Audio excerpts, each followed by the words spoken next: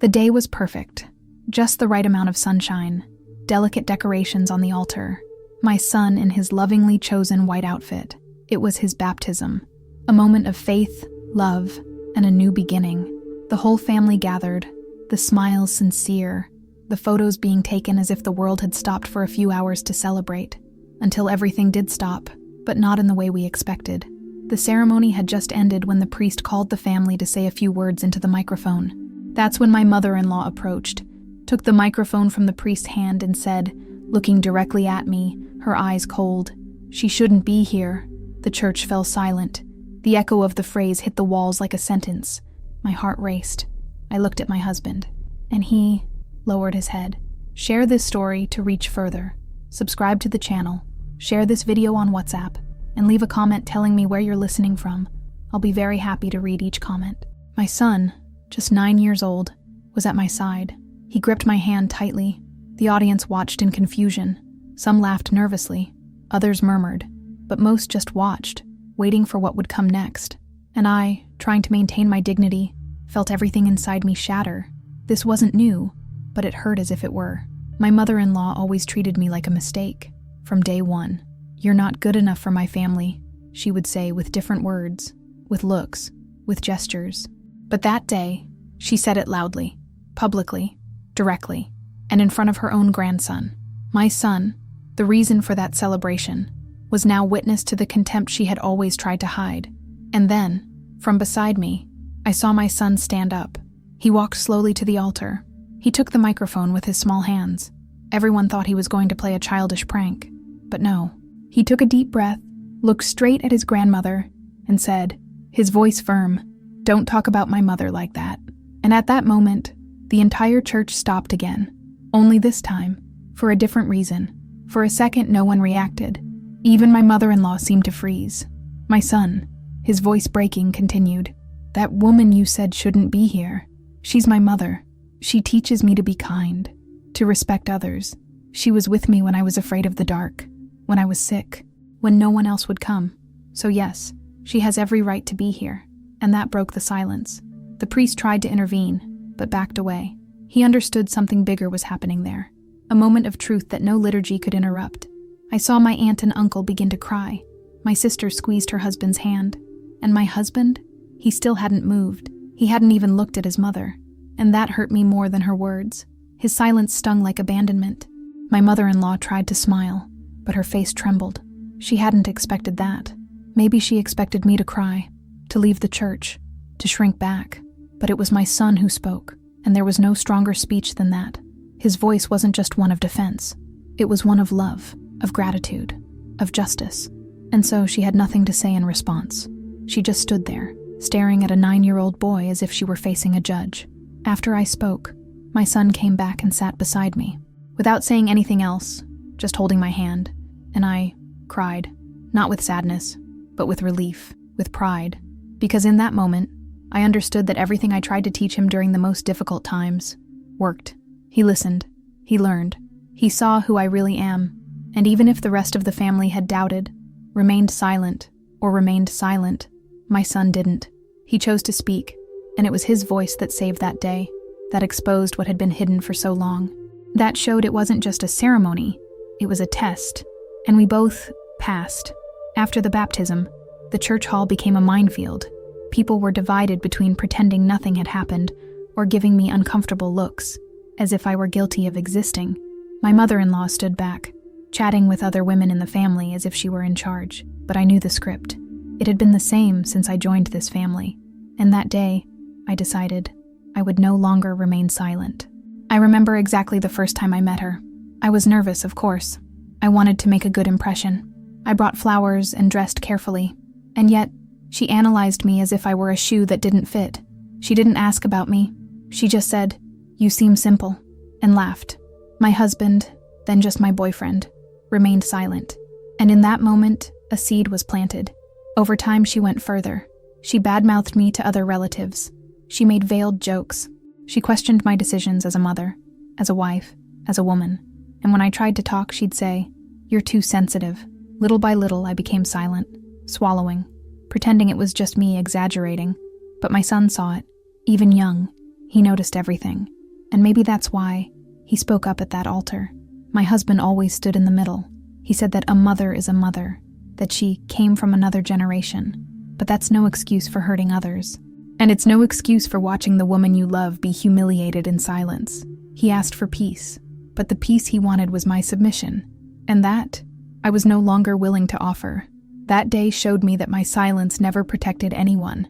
It only fueled contempt.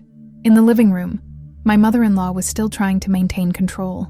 She dramatizes everything, I heard her say to a cousin. I took a deep breath. I considered leaving, but something inside me said, "Stay. Show him. Show everyone who you are." Because that day, it wasn't just about me.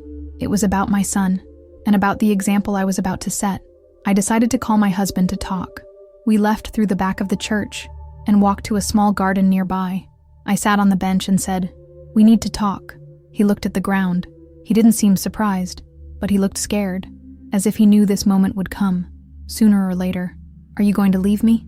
he asked, and the pain in his question said it all. "I don't want to leave your life," I replied, "but I refuse to continue in a story where I'm the villain without having done anything." He fell silent, and then he began talking about his mother, about her harsh childhood, about her losses, about the humiliation she suffered as a young woman. I listened to it all, but in the end, all I could say was, "And what does that have to do with me?" Because empathy isn't an annulment, and trauma isn't an excuse for cruelty. He tried to justify his lack of reaction. He said he didn't want to create more friction, that he thought I could handle it. But that hurt even more, because enduring isn't loving. Enduring is surviving, and I was tired of surviving while others lived as if I were invisible. "You want peace? Then start protecting me, because from now on, I won't be protecting myself anymore," I said, and I stood up. He grabbed my arm. He apologized. He promised he'd talk to his mother, but I only asked one thing. "Talk to her, yes, but don't put me between you two anymore. I'm your wife, the mother of your child, and I deserve respect. You don't have to like me. You just have to stop putting me down." The firmness in my voice seemed to frighten him, but I wasn't going to back down. We returned to the hall. My son ran to me. He hugged me as if he knew something important had changed. And in that embrace, I felt a certainty I'd never felt before. That would be the last day I'd bow before someone who loved me little. Because now, I had a reason greater than fear. I had him. The church hall was full, but the tension made each table feel like an island. People whispered, exchanged glances, and I felt everyone waiting for my next move. Some approached with empty phrases like, "It was just a misunderstanding." Others simply looked away, as if the embarrassment were my fault. I understood the game. It was easier to call myself dramatic than to face the truth. My husband's aunt came over and said softly, "You know how she is. Try to ignore it." That hurt more than my mother-in-law's attacks, because it confirmed that everyone knew. They always knew, but they chose silence, because taking a stand requires courage, and cowardice in this kind of family is well-dressed. It's discreet, it's comfortable, and that's why it's so dangerous. I looked around and thought, how many times had I swallowed the risk of being a happy family? How many times had I been ignored, cut off, isolated in conversations? How many times had my son seen this and thought it was normal? The answer sickened me. And there, in that room, a part of me was dying. But another, more alive than ever, was beginning to be born, because the pain had brought me clarity. And now, I could see everything. My husband came back and said he'd spoken to his mother, that she hadn't apologized, but admitted she'd gone too far. I just shook my head, because I didn't want an apology. I wanted change. I wanted space. I wanted respect. And I knew none of it would come if I didn't demand it. The truth is, no one gives back dignity to someone who's already accustomed to losing it. We have to take it back. We stayed there a while longer. People started leaving and the mood didn't improve, but I was calm. For the first time in years, I wasn't angry. I was firm. Because now, I no longer needed to prove anything. I knew who I was. I knew what I deserved. And most importantly, I knew what I would never accept again. We arrived home, exhausted. Max went straight to his bedroom. He lay down without saying anything, and I sat on the living room sofa in silence. My husband stood, looking at me, as if searching for words that didn't exist. After a while, he said, "I'm afraid of losing you." I took a deep breath, because that sentence held more truth than he was prepared to admit. You almost lost, I said. But not because of your mother. Because of your absence when she attacked me. He sat beside me. He lowered his head and began to cry. It was the first time I saw him break. I saw him see himself as part of the problem, not as a bystander, but as someone who chose not to see so as not to get involved. And in that cry, I saw the beginning of a chance, not an immediate forgiveness, but a possible new beginning. We talked for hours about his childhood, about how his mother made him feel guilty for everything, about how, without realizing it, he repeated this pattern with me, and for the first time he listened. He didn't defend himself. He didn't minimize. He just listened. And that was it. That was it. Because sometimes, change doesn't start with action. It starts with listening, with presence, with humility. We went to bed late, but I slept peacefully. For the first time in a long time. Max woke up the next day with a shy smile. "Is Grandma coming today?" he asked. I said no, that we would have a day to ourselves. And he smiled wider, because deep down he felt it too. He knew it too. Children don't have words like adults, but they do have instincts, and his was protecting us from that altar. We had coffee together. We played in the backyard. And that day, without visitors, without pressure, without masks, I felt like a real mother, free, present, alive. And I realized it all started with a cruel sentence into the microphone. But now, the one with the voice was me. A few days later, I posted a rant on social media. No names, no exposure, but with the raw truth. Being a daughter-in-law doesn't mean accepting humiliation. Being a wife isn't about being a shield of silence. And being a mother is, above all, about protecting your child from what hides behind blood ties. In less than an hour, the post exploded. Comments, shares, people saying, "This story is mine." It was there that I realized the depth of pain people carry in silence. Daughter-in-law, mother-in-law, son-in-law, sister-in-law. So many family relationships where respect becomes a bargaining chip. And we accept it, swallow it, smiling in photos that say nothing. But when someone speaks up, when someone refuses to accept the imposed role, everything changes. And I was changing. Not just my life, but the way I allowed myself to be treated. Of course, not everyone reacted well. Some of my husband's aunts sent passive-aggressive messages. Others disappeared. And my mother-in-law? Absolute silence. But what struck me most was a message from one of his cousins. She said, "Thank you for speaking out when no one else had the courage." She also said she'd been treated with contempt by the same woman, but she'd never had the strength to fight back. That made me realize my voice was more necessary than I'd imagined. That week, I received an invitation to give a testimony to a women's group at Max's school. The topic was toxic family relationships. I accepted. I sat in front of mothers, grandmothers, aunts, and told them everything, from the microphone in the church to the silence the next day. And when I finished, one of the mothers hugged me tightly and said, "You saved me." I cried right there, because I understood it wasn't just about me anymore. It was about freeing others too. I returned home feeling lighter, and when I entered Max's room, he was drawing an altar, a boy, and a woman in a red dress, like the one I wore that day. "This is you protecting me," he said, and I felt I was on the right path, even with loss, even with ruptures, even with pain. I was rebuilding something much bigger than a family. I was rebuilding myself. The confrontation I knew was coming finally happened. My mother-in-law showed up at our house unannounced. She rang the doorbell as if nothing had happened. I opened the door and stared into those eyes that had so often made me shrink. But now, I didn't shrink anymore. "Can I come in?" she asked. "What for?" I replied. And she understood that she was no longer welcome without reason. She said she wanted to talk, that she thought everything was going too far, that my social media post was unnecessary. I took a deep breath and said, "It was unnecessary for you to humiliate me at your grandson's christening." And she, for the first time, was speechless. She tried to justify herself. She said she'd acted on impulse, that she hadn't imagined the boy would react that way. "He's smart," she said, "very smart." And her tone sounded more accusatory than admiring. I held back my anger, not for her, but for myself, because I wasn't going to get lost in pointless arguments anymore. I firmly said, "You don't have to love me, but you will respect me, because I'm your grandson's mother, and I'm your son's wife, and I won't let you treat me like an intruder anymore." She replied, "You took him away from me." And I replied, "No, You did it all by yourself." She left without apologizing, but I knew this visit wasn't about reconciliation. It was about control.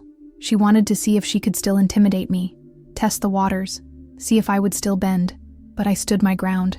And when I closed the door, something inside me shattered and rebuilt itself at the same time. I was free, and freedom, once felt, no longer fits in a cage. I told my husband everything later. He just nodded and said, "You did the right thing."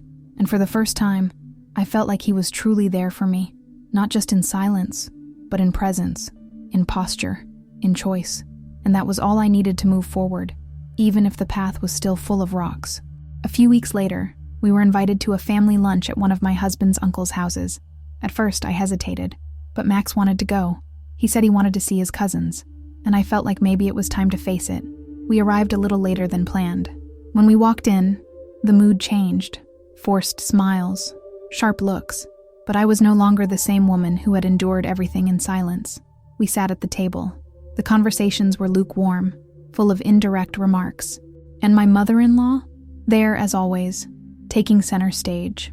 She began talking about traditions, about how these days mothers don't know how to raise children, about how certain people teach their children to disrespect their elders. Every word was a shotgun shot disguised as an opinion. I glared. She looked away.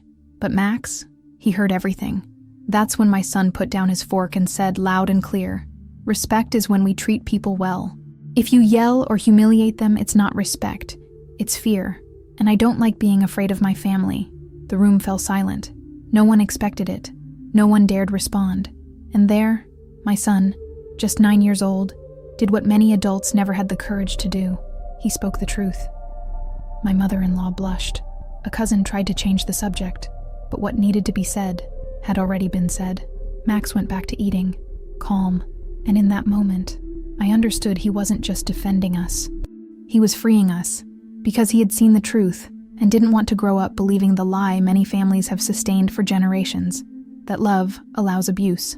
We left that lunch without goodbyes, but also without fear, because now, the role of victim no longer fit me, and my son was my mirror, a reflection of strength born in the midst of fire, but learned to shine without getting burned. That night after dinner, Max came to me with a drawing. It was a woman in a red cape, and a boy beside her holding a sword. "It's you and me," he said. "You're like my hero, and I protect you too." That broke me, because I never asked him to defend me, but he did anyway, because true love is mutual, and my son chose me every day. I asked him if he was sad about everything that had happened. He looked thoughtful. "Sometimes," he replied, "because I wish everyone was nice, but if that's not possible, I just want us to be together." And in that simplicity, I understood everything. He didn't want a perfect world. He wanted a safe home, a place where he didn't have to hide who he was, and that place was with me. I spoke to his therapist the following week. I told him everything. She listened attentively and said, "Max has learned to name what he feels. That's rare and precious." She congratulated me, but I knew it wasn't just my merit. It was his too, because some children are born with a different light, and an adult's greatest responsibility is not to extinguish that light in the name of tradition, pride, or hierarchy. My husband watched everything silently, but present. He began to take his stand. He began to see the damage to which he had, for so long, been complicit through inaction. And this process, though slow, was real, because he had finally chosen a side, the side of truth, the side of courage, our side. Max fell asleep early that night. Before closing his eyes, he said to me, "You make me feel brave." And I replied, "It's because you make me feel loved." And in the end, that was it. A cycle that began with pain, but was now guided by something stronger than any hurt, the true connection between a mother and her child. After that fateful lunch, I started changing a few things at home. Simple but symbolic rules. The first, no one enters without respect. The second, my home is my refuge, and no longer the stage for family theater. My husband supported me. You said you understood. And even though he didn't know exactly how to act, at least now he was trying. And that for me was already a start. We decided that visits would be occasional, and by invitation, including with his family. Without a sincere apology, there would be no access. This caused a stir, of course. "She's isolating him," some aunts said. "She's poisoning her grandson against his grandmother," others said. But I didn't care anymore, because when the truth bothers, it reveals who benefited from the lie. Max, on the other hand, flourished. He began writing short stories. He created characters who faced invisible monsters, but always prevailed with courage, not violence. I read each one as if it were an emotional map of his experience, and each happy ending he created told me, we're on the right path, he's healing, and so am I. One night he asked me, if Grandma changes, can we see her? I replied carefully, if she really changes, if she apologizes, if she shows respect, yes, we can talk. He smiled, and that proved to me that protecting isn't isolating. It's teaching boundaries with love.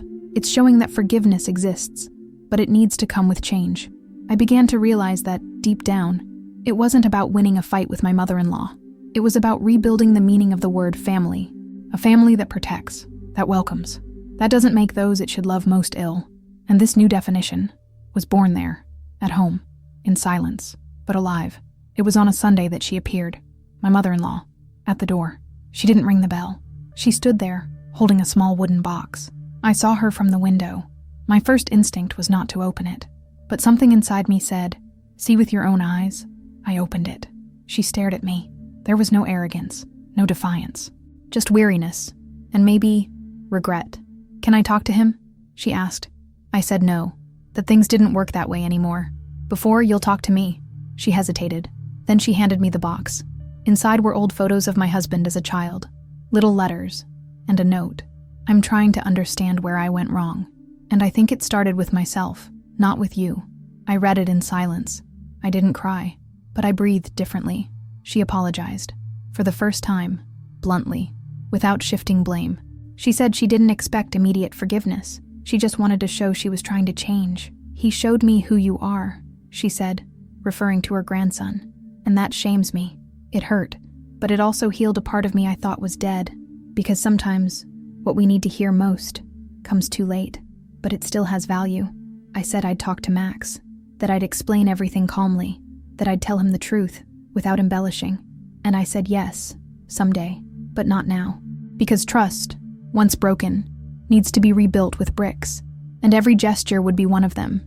There was no reconciliation yet, but there was room for a possible future, and that was already more than I'd expected months ago. I went back inside, the box in my hands. Max saw me and asked what it was. An attempt, I said. Of what? He asked, and I smiled. Of not repeating what hurts. He didn't understand everything, but he hugged me, and in that hug, I understood. Sometimes, forgiveness is just a way of choosing what to carry and what to leave behind. Time passed, and with it, my mother-in-law's words echoed less. Not because I forgot, but because I stopped carrying everything alone. She began writing letters, to me, to her grandson. None dramatic, none trying to clean up her image. They were simple, human, stories from her youth, confessions of hurts she'd never told anyone. And between the lines, something rarer still lingered. Regret, without demands. I read carefully. I responded cautiously. But most importantly, I read along with Max. And he, with his heart still pure, said, she's trying. And I said, yes. And we can observe, without rushing, without forgetting what happened, but without letting hatred rule. Because I didn't want to raise a boy who confused justice with revenge. I wanted him to know, protecting isn't about closing yourself off. It's about knowing when to open up. One day, Max wrote the first reply, a short letter. Grandma, thank you for writing. I love knowing what you were like as a child. I hope you're learning to be happy. I cried reading it, because he didn't carry the hurt like I did. He carried hope, and maybe that was what was saving me. Seeing that, despite everything, I'd raised a son who chose the light. Little by little, she was reintegrated. Not completely, not like before, but in small doses, short lunches, meetings in neutral locations, always with caution, always with boundaries, but now with intention, with presence. She still made mistakes sometimes, but she tried. And this, while not fixing the past, planted something new in the present. I realized it wasn't about winning a contest. It was about beating the norm, about showing Max that it's possible to take a stand and still make room for transformation. Because when love is true, it teaches, it guides, it heals. And my love for him was doing just that. On Max's next birthday, he made a request that took me by surprise. He said he wanted to return to that church, to the same altar. "I want to thank you," he said, "for everything that's changed since that day." And that stopped me. Returning to that place, it was too symbolic, but also necessary. Because truly, healing takes courage, and I wasn't going to let him do it alone. We made an appointment with the priest. It was just the three of us, Max, my husband, and I. We entered in silence. The empty church seemed even more imposing. Max walked straight to the altar. He touched the muted microphone. He smiled. "This is where it began," he said. "And here I want to say thank you." He closed his eyes. He said a simple prayer. And there, in that moment, time seemed to stand still again, but this time peacefully. Then he turned to me and said, "I didn't know it would change so much, but I think when we speak the truth, something always changes." I was moved, because he was right. That microphone, which once carried a phrase of contempt, now became a symbol of truth, of redemption, of a new story, all because of a child who refused to see her mother belittled. Before we left, I lit a candle. I closed my eyes and asked for strength, not to forget what I'd experienced, but to continue honoring who I'd become. And when we left, I felt different, more whole, cleaner, as if the emotional filth of the previous years had been washed away, not with easy forgiveness, but with positioning and rebuilding. We returned home with light hearts, and Max, in the back seat, whispered, "Everything's clearer now." And it was, because sometimes, to see clearly, we need to cross the darkness. And on that altar, where everything nearly fell apart, our story was reborn. Today, every time I see my son speak with conviction, I remember that microphone. I remember the day he stood up for me when no one else had the courage. He was just a child, but he was the strongest man in that room. And since then, I've promised myself, I will never be silent again. The relationship with my mother-in-law never returned to perfection, and that's okay. What matters is that now, there are boundaries, there is respect, and most importantly, there is truth. My son grew up knowing that courage begins at home, when we learn to say, enough, with love, not anger. If you also feel like your voice has been silenced for too long, I tell you, it's still there. And when you use it, the world will hear it, even if it starts with just one sentence, even if it's on the most unexpected day, like at my son's baptism. If this story touched you, subscribe to the channel, share this video on WhatsApp, like it, and comment where you're listening from. I read everything. And never forget, there are truths that only a broken silence can release.